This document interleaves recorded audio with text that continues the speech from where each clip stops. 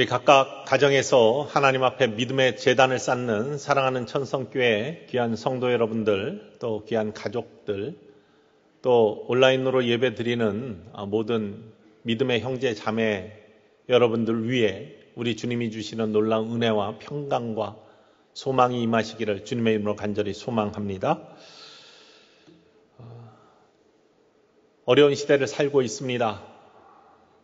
참 지칠만한, 끊임없는, 그칠만 하면 새로 시작되고 또 그칠만 하면 새로 시작되는 그러한 어떻게 보면 지겨움이 있는, 또 올 여름 장마도 굉장히 길었고 폭염도 이어지고 있는 그러한 상황 속에서 잘못하면 몸도 지치고 마음도 지치고 또 오랫동안 성전 함께 할 수 없는 이유들 때문에 영혼도 지칠 수밖에 없는 상황, 이런 상황 속에서도 우리 사랑하는 천성의 모든 가족들은 하나님이 주시는 전능자의 능력과 위로와 회복의 은총 가운데 늘 세임없고 승리하시는 믿음의 삶 굽히지 아니하시기를 다시 한번 주님의 이름으로 간절히 축원을 드립니다. 친구 목사님들과 이렇게 글들을 주고받고 또한 이런저런 글들을 읽다 좋은 글들이 있으면 마음에 새겨지게 되는데, 이번 주에는 한 친구 목사님이 보낸 짧은 글 중에 이런 글이 있었습니다. 92세 된 할머니께서 쓰신 글이라고 하면서 이렇게 전해왔습니다. 90이 넘게 살면서 후회되는 것이 하나 있다. 인생을 살면서 그냥 마지막에 웃는 것이 복된 삶인 줄 알고 또 그렇게 여기며 살아왔는데 평소에 많이 웃는 삶이 복된 삶이었더라. 그것이 가장 후회된다. 마지막을 위해서 평소를 무시하며 살았던 것이 후회된다. 어려운 시대를 지나고 있지만 평소에 많이 웃으시는, 그리고 기쁨이 있으신 우리 천성의 가족들 되기를 주님의 이름으로 간절히 소망합니다. 어려운데 어떻게 웃고 사느냐라고 말씀하시는 분들이 계실 겁니다. 그러나 어려울 때 웃을 수 있는 거, 어떤 상황 속에서도 기쁨을 가질 수 있는 거, 환난 중에 즐거워할 수 있는 거, 이게 바로 신앙의 비법이고 믿음의 신비입니다. 믿는 사람들은, 하나님을 믿는 사람들은 예수 그리스도를 구주로 영접한 사람들에게 나타나는 세상에서 보여줄 수 없는 신비가 있다는 사실, 그게 바로 신앙의 비법이고 말씀의 능력이고 또 믿음의 신비라는 사실입니다. 우리들이 바로 이러한 놀라운 은혜 가운데 사는 삶이 있기를 원합니다. 영상을 보면서 잠깐 말씀 나누겠습니다. 사람들은, 특히 믿음의 사람들은 자기 십자가를 지고 예수님을 따르는 사람들입니다. 일생을 살아가면서 또 인생의 무게를 견디며 살아가는 사람들도 있습니다. 자기 십자가를 지건 인생의 무게를 견디며 살아가건 우리가 짊어져야 될 짐인데 이것이 무거우니까 이것들을 좀 자르려고 합니다. 십자가를 잘라 먹으려고 합니다. 무게를 내려놓기를 원합니다. 그래서 자르기도 합니다. 그런데 사실은요, 자기 십자가와 인생의 무게는 내려놓고 잘라버리는 것이 아니라 이것들을 짊어지고 갈 수 있는 능력을 길러야 되는 것이죠. 힘을 길러야 되는 것입니다. 영적 능력을 길러야 되는 것입니다. 자꾸 저렇게 자르다 보면은 마지막에 위험의 언덕을 넘을 때, 구원의 골짜기를 지날 때 자른 십자가 때문에 건널 수 없는 지경에 놓이게 되는 것이죠. 인생의 무게를 내려놓고만 가다 보면은, 편한 삶을 살다 보면은 어려움을 직면할 때 이길 수 있는 능력들이 사라지는 것입니다. 물론 하나님께서 주시는 놀라운 은혜의 십자가로 저 구원의 강을 건너겠지만 평소에 우리가 십자가를 질 수 있는 능력들을 기를 수 있는 것, 그래서 십자가를 짐에도 불구하고 그 가운데에서도 하나님이 주시는 은혜와 기쁨들을 누릴 수 있는 삶, 무겁다고 해서 어렵다고 해서 그냥 허우적대는 삶이 아니라 무거움을 견딜 수 있는 능력 가운데 기뻐할 수 있는 삶. 이게 신앙의 삶입니다. 찬송가 458장에 보면은 후렴 부분에 십자가를 지고 가는 삶에 대해서 이렇게 고백합니다. 참 기쁜 마음으로 십자가 지고 가라. 내가 기쁘게 십자가 지고 가면 슬픈 마음이 위로받네. 원래 참 기쁜 마음으로라는 가사 새 찬송가에 그렇게 나와 있는데 예전의 찬송가에는 즐거운 마음으로 이렇게 즐거운 마음으로 십자가 지고 가라 이렇게 나와 있습니다. 십자가를 즐겁게 지고 가라. 내가 기쁘게 십자가 지고 가면 슬픈 마음이 위로받네. 위로하시는 하나님의 놀라운 은혜, 기쁘게 십자가 지고 갈 때, 영의 능력으로 십자가 지고 갈 때 나타나는 모습인 줄 믿습니다. 오늘 시편 38편 기자는요, 우리가 처한 상황처럼 그의 인생의 삶이 참 안타까운 모습을 고백하고 있습니다. 우리가 다 읽지는 않았지만 전반에 흐르는 시편 38편 기자의 고백은요, 내 인생이 이렇게 어렵습니다. 참 힘듭니다. 인생이 얼마나 어려운지 너무나 어둡고 답답합니다. 불안하고요. 힘듭니다. 이렇게 계속해서 고백하고 있습니다. 우리의 고백과 비슷합니다. 코로나19 사태 때문에 어두운 인생의 터널을 지나간 것 같이 끝이 나지 않을 것 같은 그런 깊은 터널 속에 있는 것 같은 우리의 인생의 모습들. 이것 때문에 경제적으로 더욱더 심각해지는 삶의 여유로움이 없어지는 모습. 특별히 자영업 하시는 분들은 문이 닫히고 사람들이 찾지 않고 함으로 말미암아 많은 경제적인 위기에 몰려 있음을 부인할 수가 없습니다. 이런 것들이 마음을 답답하게 만들고 또한 어둡게 만드는 것이 사실이고요. 풀어지지 않는 실타래처럼 꼬여있는 모습들을 바라보면서 한숨이 나올 수밖에 없다는 사실이죠.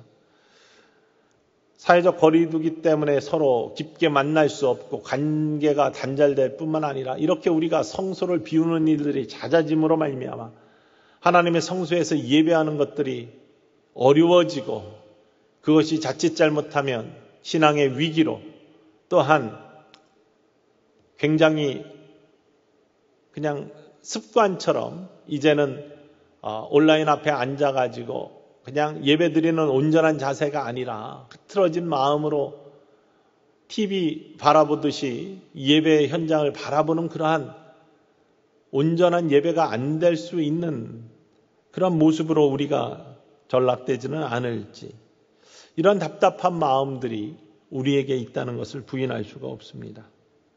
뿐만 아니라 좋은 일을 많이 함에도 불구하고 때로는 답답한 일들을 당하는 경우도 있죠. 특히 교회들은요, 대부분의 수많은 교회들은 많은 선한 일들을 하고 있습니다. 구원의 사역뿐만 아니라 하나님이 원하시는 선한 사역들을 통해서 기쁨을 주변에 전해주고 있는 일들을 하는 많은 교회들이 있음에도 불구하고 마치 교회가 무슨 코로나19의 전염의 중심이 된 것처럼 이렇게 여겨지는 안타까운 모습들이 우리의 마음을 어둡게 만들고 있습니다. 이러한 마음을 시편 38편 기자는 8절 말씀에서 단 한 절에 이렇게 깊게 표현하고 있습니다. 우리의 마음이기도 하고요. 또한 답답한 일을 당한 여러분들의 마음이기도 합니다. 함께 읽어보기로 원합니다. 함께 읽습니다. 내가 피곤하고 심히 상하였음에 마음이 불안하여 신음하나이다. 내가 피곤하고 심히 상하였어. 마음이 불안하고 신음하고 있다. 마음이 불안하고 신음하고 있는 모습, 마음이 상한 모습들, 지금의 우리들의 모습입니다. 그럼에도 불구하고 우리 믿음의 사람들은요, 이런 상황들을 이겨나갈 수 있는 방법이 있습니다. 그런 길들을 하나님께서 열어주십니다. 그래서 소망의 사람들입니다. 희망을 버리지 않는 사람들이 믿음의 사람들입니다. 하나님께서 계시기 때문에, 우리 구주 예수 그리스도께서 우리와 함께 하시기 때문에 우리는 결코 어두운 마음에 그치지 아니하고 실망 중에 그치지 아니하고 답답함 속에 머물지 아니하고 새로운 소망을 바라볼 수 있다는 사실이죠. 왜 내 영혼이 지치고 있는가? 그 이유를 분명히 알면 새로운 해결의 방법도 바라볼 수 있게 됩니다. 왜 우리의 영혼이 지칠까요? 이사야 선지자는요, 첫 번째로 우리의 인생의 모습이 그러하다라고 고백합니다. 원래 인생의 모습이 조금만 잘못해도 지칠 수밖에 없는 인생의 모습이다라고 말씀하시고 계신 것이죠. 이사야서 40장 30절 말씀입니다. 소년이라도 피곤하며 곤비하며 장정이라도 넘어지고 자빠지되 라고 고백합니다. 소년이라도 피곤하고 곤비하고 아무리 젊더라도 피곤하고 곤비한 것을 부인할 수가 없다. 장정이라도 잘못하면 넘어지고 쓰러진다. 이렇게 고백을 하고 있습니다. 그것이 인생이다. 실질적으로 많은 사람들이 살면서 쓰러지고 자빠집니다. 피곤하고 곤비한 일들을 당합니다. 인생이 마음대로 되지가 않습니다. 돈이 마음대로 벌려지지가 않습니다. 복된 길을 가고 싶은데 그렇게 가지지가 않습니다. 더 경건하게 살고 싶은데 그렇게 되지가 않습니다. 인생이 연약하기 때문이죠. 그런 것이 우리들의 인생이라 이렇게 이사야 선지자가 고백하고 있습니다. 특별히 신앙생활 하면서는요, 지칠 수밖에 없는 구조가 있다. 우리가 정말로 선을 행하고자 하고 우리가 정말로 믿음의 삶을 온전히 살고자 하면은 그 속에서는요, 힘든 일들이 생길 수밖에 없다라고 성경 고백하고 있습니다. 왜냐하면 우리의 세상의 이치는 강물이 흘러가는 것처럼 그냥 자연스럽게 편하게 가는 것을 세상 사람들은 원하고 세상은 그렇게 흘러갑니다. 편함을 추구합니다. 그래서 강물이 흘러가는 것처럼 그 위에 배 띄우고 노젓지 않고 흘러가는 시류에 따라서 흘러가면은 편합니다. 그런데 신앙의 삶은 그게 아닙니다. 세상에 가는 방향으로 가지 않습니다. 하나님께서 원하시는 것은 노아의 시대에 그냥 먹고 마시고 시집가고 장가가 하는 세상의 방향으로 가는 것이 아니라 그걸 거슬러 올라가서 구원의 방향으로 가기를 원하시는 것이죠. 경건의 방향으로 가시기를 원하시는 것이죠. 세상의 시류에 함께하는 것이 아니라 거슬러 올라가는 구원의 배를 타고 힘껏 노를 저으며 강을 거꾸로 올라가는 역류하는 인생을 사는 것이 믿음의 삶입니다. 그러니 강을 거슬러 올라가는 배에 노를 젓기 위해서는 2배, 3배의 힘이 들어가는 것이고 그러한 힘들은 지칠 수밖에 없는 우리들의 영의 모습을 만들어 간다는 것이죠. 정말로 세상을 살면서 정신 바짝 차리고 믿음의 삶을 살기 위해서는요, 영적인 능력들과 힘들이 필요합니다. 그것들이 자칫 잘못하면 지침으로 나타날 수 있다는 사실이죠. 일상생활에서도 마찬가지입니다. 어떤 분이 이렇게 강의하더라고요. 우리들의 삶에 고난과 힘이 빠지고 지치는 이유가 뭐냐? 우리들이 생각하는 이상, 기대, 여기에 있습니다. 그리고 우리의 현실이 여기 있습니다.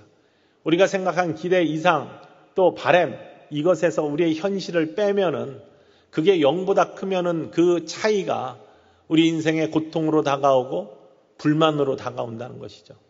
연봉을 1,000만 원 받고 싶은데 1억 원을 받고 싶은데 내 연봉이 5천밖에 안 된다. 이걸 1억이 되게 하기 위해서 이 차이를 메우기 위해서 우리는 고통스럽고 혹은 불만이 찬 삶을 살 수밖에 없다는 거예요.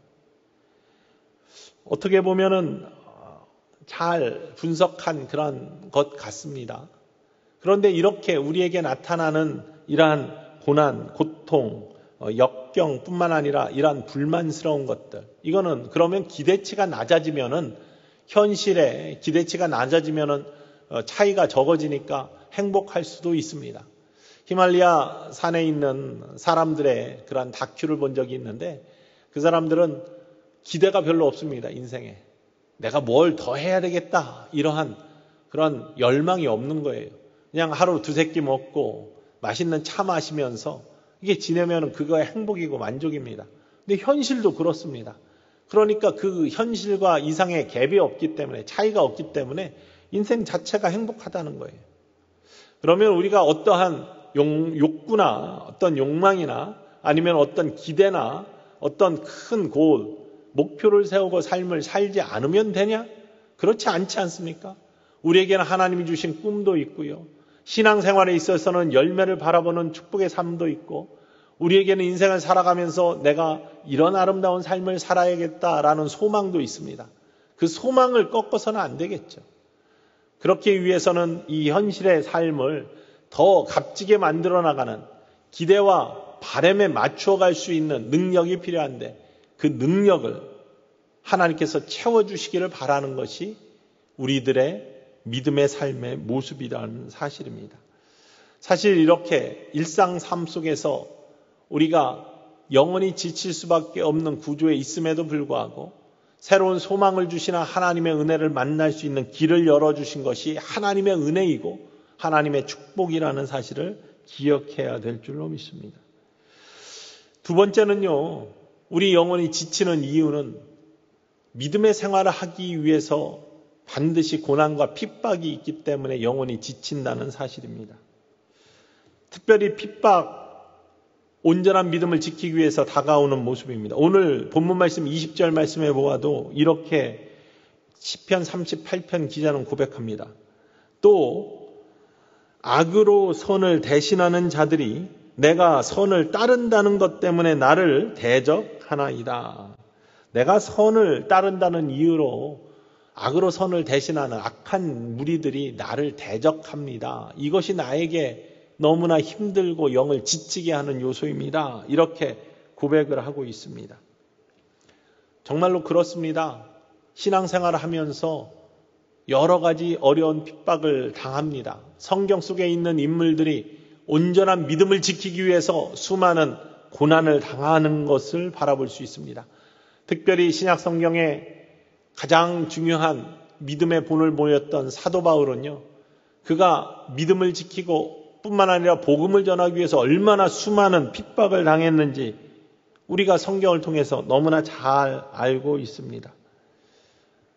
정말로 배고픈 것은 참아도 배 아픈 것은 못 참는다고 남이 잘 되는 것들을 못 보고 남이 선한 것들을 못 보는 그런 모습들이 세상에 만연해 있습니다. 사도 바울 선생님 고린도 후서 4장 8에서 9절 말씀에 그의 당하는 핍박의 모습을 이렇게 고백합니다.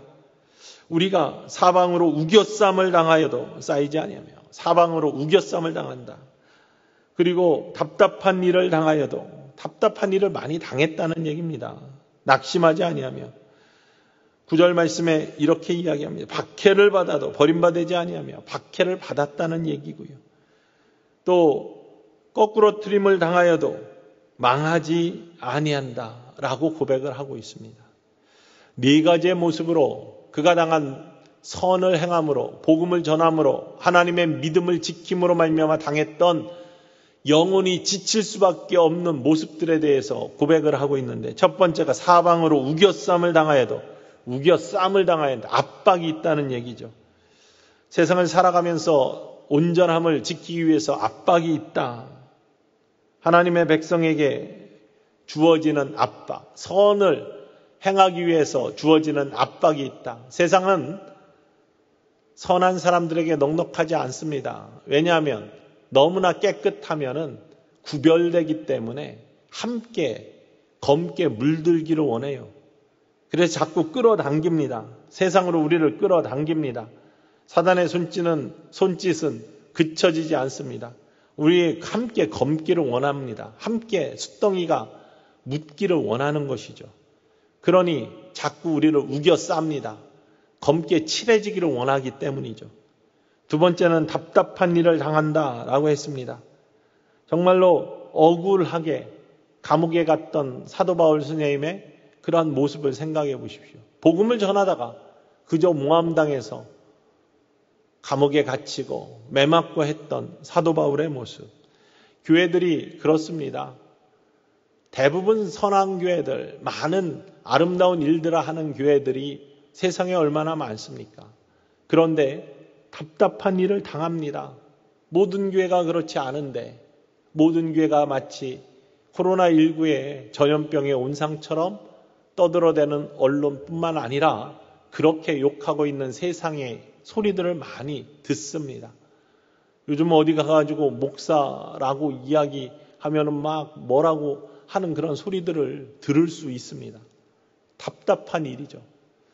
이 땅에 수많은 교회들이 세워지며 이 땅에 헌신한 정말로 많은 사람들이 죽어가는 가운데 선교사들이 들어와 가지고 영적인 구원뿐만 아니라 육적인 구원들, 이 땅에 신식병원들이 생김으로 말미암아 서구의 의술들이 들어오고 그래서 얼마나 수많은 우리의 선진들이 그런 의술 때문에 살아나고 뿐만 아니라 교회의 선교 때문에 온전함을 이루어갔는지 그런 것들은 아랑곳하지 아니하고 악한 그러한 모습들로 교회를 비난하는 모습들, 답답한 일이죠.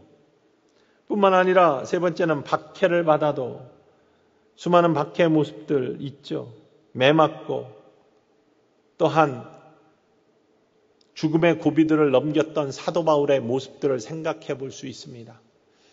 한국에 들어온 초기 선교사들, 특별히 미국과 캐나다에서 들어온 그러한 외국 선교사들 두 가정당 한 가정은 자녀를 한국에서 잃었습니다. 여러분, 이게 보통 일이 아니에요. 여러분 가족들이 어디를 가가지고 선교를 하는데 그 나라에서 풍토병 때문에 두 가정 중에 한 가정은 자녀를 잃는 안타까움이 있음에도 불구하고 하나님의 사명이기 때문에 하나님의 길이기 때문에 그 길을 이루어왔던 수많은 사람들이 양화진의 묘역에 가족묘로 묻혀 있어요. 그런데 그런 것들은 생각하지 아니에요. 박해를 받아도 이 말씀이 사도 바울이 얼마나 답답하면 했던 말씀이겠습니까?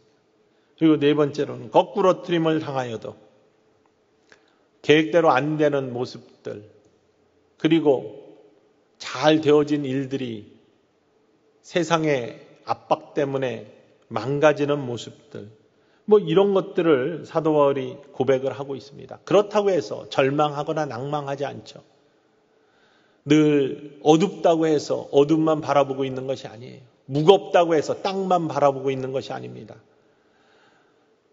오늘 시편 38편 기자도 마찬가지입니다. 그의 인생은 지금 힘듭니다. 어둡습니다. 꼬여 있는 것 같습니다. 답답합니다. 마음이 상했습니다. 그럼에도 불구하고 15절 말씀에 보면은 이렇게 새롭게 하나님께 간구하고 있습니다. 뭐라고 간구하는지 함께 읽어봅시다.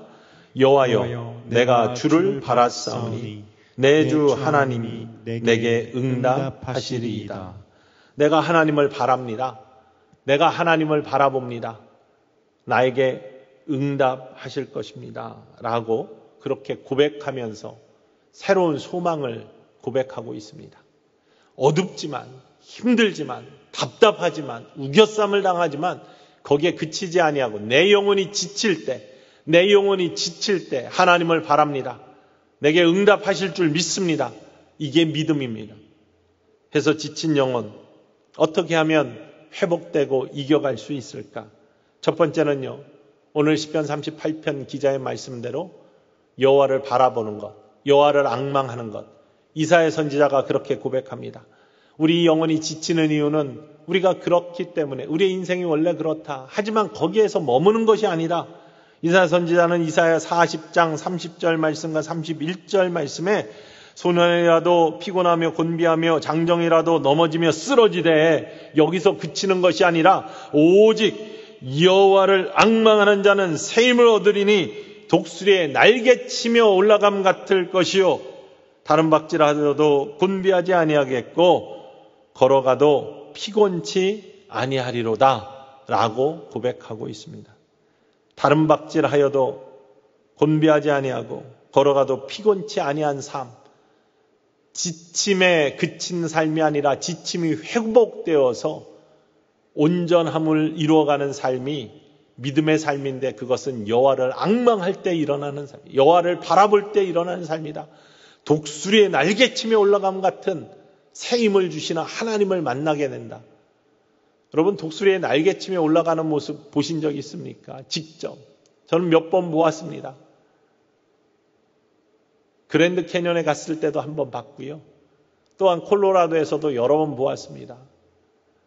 자연이 좋은 곳에 가면은 독수리 또 뭐 매 이런 것들이 큰 새들이 날아가는 그냥 비상하는 모습을 볼 수 있는데요. 그 날갯짓 보면은 참 감탄스럽습니다. 그 힘이 어디서 나올까? 저 큰 날갯짓이 어디서 나올까? 정말로 힘있게 올라가는 그러한 모습들, 우리의 영혼이 지쳐 있을 때 우리에게 힘을 주셔서 새로 세워주시는, 일어나 빛을 발하게 하시는 하나님의 능력이 어디서 오냐? 하나님을 바라보는 것으로부터 시작된다라는 것이 성경의 고백입니다. 여호와를 바라보는 삶 사시기를 주님의 이름으로 축원을 드립니다. 여호와를 앙망하는 삶 사시기를 주님의 이름으로 축원을 드립니다. 주님을 바라볼 때 지친 영혼에 세임 주시는, 독수리의 날개치며 올라간 같은 세임 주시는 하나님의 영적 능력이 여러분에게 임하실 줄 믿습니다. 몇 해 전에 양화진에 간 적이 있습니다. 우리 개신교의 성지이기도 하고 또 캐톨릭에서는 그 앞에 절두산에 있는 곳이죠. 많은 사람들이 복음을, 믿음을 지키기 위해서 목이 잘려진 곳, 그리고 수많은 미국에서 또 서양에서 들어온 선교사들의 무덤이 있고 가족의 묘역이 있는 곳이 양화진입니다. 그곳에 방문했을 때 여러 번 갔었는데 몇 해 전에 갔을 때는 로제타 홀이라는 선교사님의 특별 전시회가 열리고 있었습니다. 이전엔 잘 모르던 선교사님이었는데 특별 전시회를 보면서 굉장히 마음에 감동이 있었습니다.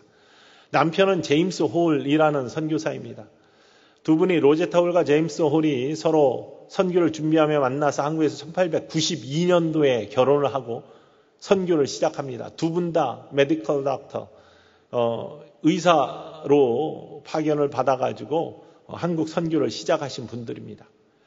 남편이 평양에 선교 책임자로, 의료 선교 책임자로 파송이 됐는데 청일전쟁이 일어나서 서울로 빨리 귀경하라는 그러한 전가를 받았지만 수많은 부상자들이 생기는 것을 그냥 놓기 어렵다라는 마음으로 그곳에 남아서 부상당한 병자들을 치료하는 일들을 했습니다. 제임스 홀이라는 남편 선교사님이. 그러다가 병원군에 감염이 되어서 그만 알타 목숨을 잃게 됩니다. 결혼한 지 얼마 되지 않아서 아들을 하나 두기는 했지만, 그리고 그 당시에 뱃속에 둘째 아이가 임신해 있는 상태에서 이런 일을 당했습니다.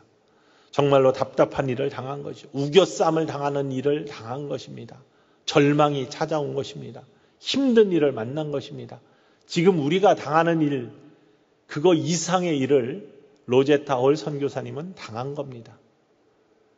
그것도 자신의 가족을 돌보다가 그런 거 아니에요. 그것도 한국의 선교를 위해서 조선 땅에 왔는데 청일전쟁, 중국 사람들과 일본 사람들의 싸움이 한국 땅에서 일어나는 그 병사들을, 부상당한 병사들을 치료하다가 그런 거예요. 사람의 목숨, 하나님이 창조한 인간 모두 다 똑같다라는 그러한 귀함을 가지고 치료하다가 그렇게 하나님의 부르심을 받은 거예요. 얼마나 답답합니까? 선교의 꿈도 펼쳐보지 못하고. 그런데 그녀의 일기를 보면은요, 끊임없이 그러한 가운데서도 하나님을 바라보고 여호와를 앙망하는 고백들이 끊어지지 않고 있음을 바라볼 수 있습니다. 내가 여전히 주님을 바라봅니다. 이 어둠 속에서도 여전히 하나님을 바라봅니다. 주님을 앙망합니다. 이러한 고백들이 나와 있습니다. 그것이 그녀의 지친 영혼을 회복하는 시작의 출발점이 되었다는 사실이죠. 그리고 두 번째는요, 여호와를 앙망하는 것, 그것이 지친 영혼을 회복시키는 첫 번째, 온전케 하는 첫 번째 발걸음이면, 두 번째는 하나님께 간구하는 겁니다. 하나님께 기도하는 겁니다. 그럴 때 도우심의 손길과 하나님의 은혜에 놀라운 은총이 내리기 시작하는 것이죠. 불안과 염려가 인생을 뒤덮고 그것이 삶을 주관하면은 잘못하다가는 기도가 사라지고 하나님과의 관계가 끊어지게 되죠. 불안과 불평이 아니라 그 가운데 나오는 기도는 참된 믿음의 고백이고 참된 하나님을 바라보는 온전한 증거가 될 수 있습니다. 오늘 본문 말씀에도 보면은 답답한 일을 당하고 마음이 상하고 어려운 속에 있는 시편 38편 기자가 21절과 22절 말씀에 이렇게 고백하는 걸 바라볼 수 있습니다. 이렇게 기도합니다. 여호와여 나를 버리지 마소서. 나의 하나님이여 나를 멀리하지 마소서. 속히 나를 도우소서. 주 나의 구원이시여 나를 버리지 마시고 나를 멀리하지 마시고 나를 도와주시기 바랍니다. 나의 구원이시기 때문입니다. 라고 기도하는 그의 기도의 외침을 들을 수 있습니다. 이것이 지친 영혼을 회복하는 가장 귀한 통로가 된다는 사실이죠.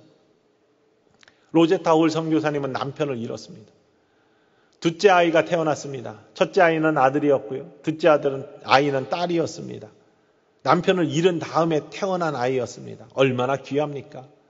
그리고 그 아이가 이리스가 자라나는 것을 보면서 로제타 홀 선교사님은 위안을 받을 수 있었어요. 그의 울음소리도 귀하고 그의 웃음소리도 귀하고 그의 제잘거림도 귀하고 5년 동안은 함께 지냈는데 한국에서 계속해서 의료 선교를 하면서 그만 풍토병에 걸려서 고열에 시달리다가 41도까지 올라가는 고열에 시달리다가 아이가 죽어가는 모습을 보면서 하나님 앞에 절규하는 모습이 일기장에 고스란히 남아있어요. 눈물의 기도들이 남아있습니다. 여러분 이국 땅에 와가지고 가족을 잃은 사람들이 많다고 했습니다. 양화진에 가면 가족 묘역도 있는데 어린이 묘역들이 굉장히 많이 있어요. 2가정당 1가정은 자녀를 잃었다니까요. 그들의 피, 그 피값으로 세워진 것이 한국의 교회입니다. 그래서 교회는 소중합니다. 예수 그리스도의 십자가의 피값이 기본이지만 수많은 선교사들의 피값이 함께 녹아있는 것이 한국 교회이기 때문에 한국에 서 있는 한 교회들은 우리 교회뿐만 아니라 모든 교회들은 소중한 교회입니다. 생명이 녹아있는 교회이기 때문에 우리 교회도 그렇기 때문에 그런 피값의 열매이고요. 그래서 귀하고 지켜야 되고 부흥해야 되고 구원의 통로가 되어야 되고 하나님의 선한 일들을 온전히 이루어야 될 믿음의 책임이 있는 우리들이 되어야 될 줄로 믿습니다. 남편과 아이가 그렇게 떠났습니다. 얼마나 기가 막힙니까? 영혼이 지칠 대로 지쳤습니다. 어떻게 할 수 없는 실망과 절망에 빠져 있습니다. 하나님의 뜻을 다 헤아릴 수 없기 때문에 그의 일기에 보면은 내 모든 것들을 알 수 없지만 하나님의 뜻이 어디 있는지 알 수 없지만 이것도 하나님께서 원하시기 때문에 하나님의 뜻이기 때문에 그런 줄 알고 순종합니다. 라고 안타까운 마음을 떨어진 눈물의 자국과 함께 일기장에 기록해 놓은 것을 바라볼 수 있습니다. 그러면서 그곳에 그녀의 기도가 써 있어요. 늘 했던 기도라고 알려지고 있죠. 어둠 속의 길을 모르니 나를 도와주소서. 어둠 속의 길을 알지 못하니 나를 도와주소서. 하나님, 인생이 어두워서 길을 알지 못합니다. 나를 도와주시기 바랍니다. 시편 38편 기자의 나를 도우소서라고 했던 기도와 같은 기도예요. 주님 나를 도와주세요. 주님 나를 도와주세요. 라는 로제타 홀 선교사님의 애달픈 기도가 그대로 녹아져 있습니다. 그곳을 지나가면서 그런 모습을 바라보면서 제 가슴에 그 기도가 들리는 듯한 그러한 느낌을 받았습니다. 가슴이 애절했습니다. 하나님께 그러한 어려움 속에서 드리는 영혼이 지쳐 있을 때 드리는 간절한 기도 하나님 외면하지 아니하시죠. 정말한 간절한 간구에 하나님은 그녀의 마음을 위로하셨고요. 회복시켜 주셨습니다. 사람이 회복시켜 줄 수 없는 사람이 위로할 수 없는 그러한 마음을 영혼을 하나님께서는 어루만져 주시고요. 회복시켜 주셨어요. 새 힘을 주셨어요. 그곳을 떠나지 않았어요. 계속 한국에 남게 하셨어요. 그래서 모자가 함께 아들과 어머니가 함께 계속해서 선교를 합니다. 의료 선교를 합니다. 세 번째로 찾아오시는 하나님의 손길, 예수 그리스도의 손길을 꼭 붙들고 그 길을 함께 가는 일을 하는 것이죠. 영혼을 회복시키는 방법은요. 주님이 손 내밀어 주실 때 그 손 붙드는 거예요. 하나님이 위로의 손길을 내려주시면 그 손 꼭 붙들고 있는 겁니다. 주님의 손을 붙들고 있으면 회복될 줄 믿습니다. 일어설 줄 믿습니다. 일어나게 되어 있습니다. 주님이 이끌어 주십니다. 일으켜 세워 주십니다. 온전케 하여 주십니다. 그래서 어머니와 아들은요, 한국에서 많은 새로운 병원들을 세우기 시작합니다. 이대 병원에 그러한 그 전신이었던 그러한 병원, 보구신 여관을 차리기도 합니다. 그 다음에 기홀 병원이라고 남편의 이름을 딴 병원을 평양에 차리기도 합니다. 뿐만 아니라 자녀 딸의 이름을 따라서 이디스 어린이 병원을 처음으로 어린이 전문 병원을 차립니다. 한국의 의료시설이 어려웠을 때, 힘들었을 때 서구의 뛰어난 의술들을 한국에 가져옴으로 말미암아 수많은 생명을 살리는 축복의 통로가 되었어요. 그것은 두 사람의 핏값이 이 땅에 젖어들어 있음에도 불구하고, 그 어려움 속에서도 영혼이 지쳐 있음에도 불구하고 포기하지 아니하고 땅만 바라보지 아니하고 하늘을 바라보는 여호와를 앙망하는 삶 속에, 나를 도우소서라는 기도 속에, 그리고 뿐만 아니라 주님이 내밀어 주신 손을 꼭 붙들고 주님과 함께 길을 가면서 승리한 삶을 살게 된 것이죠. 사도 바울 선생님도 마찬가지입니다.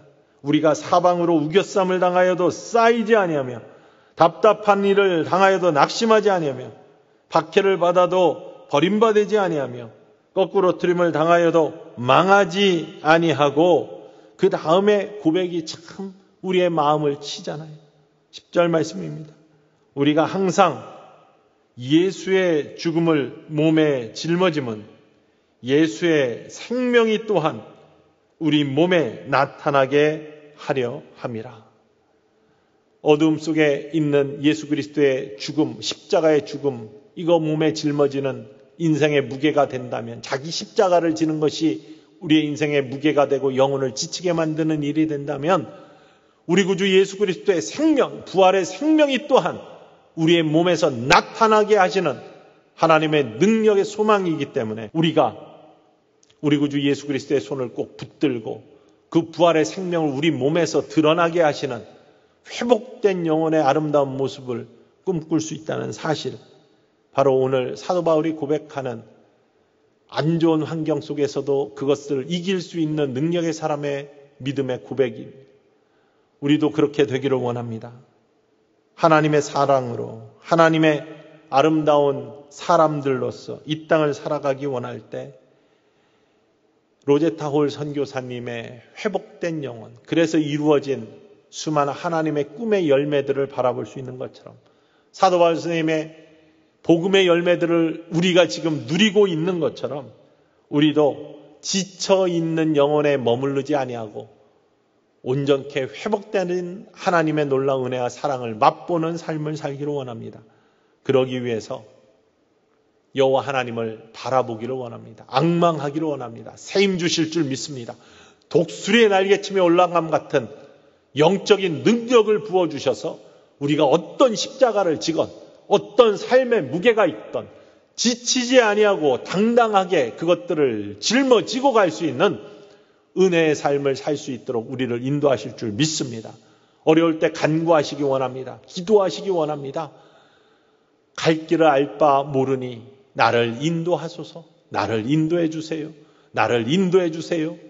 시편 38편 기자의 기도의 소리, 로제타 홀 선교사님의 기도의 소리에 하나님 외면하지 아니하시고 함께 하시는 은혜를 주신 것처럼 우리의 기도에도 하나님 응답하실 줄 믿습니다. 나를 인도해 주십시오. 나를 인도해 주십시오. 어두운 코로나의 전국, 질병과 싸우고 있는 사랑하는 성도들의 투병의 모습, 경제적 위기 속에 닥쳐있는 안타까운 절망한 마음 속에 뿐만 아니라 관계의 소원함 속에 또 꼬여진 관계 속에 답답한 마음 속에 나를 도와주세요. 나는 갈 바 모르나, 나는 어두워서 헤매고 있으나 주님께서 빛이 되어주시고 나를 인도하여 주시옵소서, 나를 도와주시옵소서 라고 외칠 때 하나님은 반드시 우리의 길을 보여주시고 우리를 인도하여 주실 줄 믿습니다. 그리고 내미는 손을 꼭 붙들면 주님이 일으켜 세워주시고 주님이 인도하여 주시고 주님이 함께하여 주시는 은혜를 만날 줄 믿습니다. 오늘 어려움 속에 있는, 영혼이 지쳐있는 사랑하는 성도님들 계시다면 오늘의 말씀을 통해 다시 한번 새 힘 얻기를 원합니다. 여호와 하나님 바라보고 앙망하는 삶, 기도 그치지 아니하고 나를 도와주세요, 나를 인도하여 주세요라고 기도하는 삶, 그리고 주님 내미는 손을 꼭 붙들고 주님과 함께 동행하는 삶을 통해서 여러분의 지친 영혼들이 온전하여지고 회복되어지는 복된 주일 아침 되기를 주님의 이름으로 간절히 축원을 드립니다.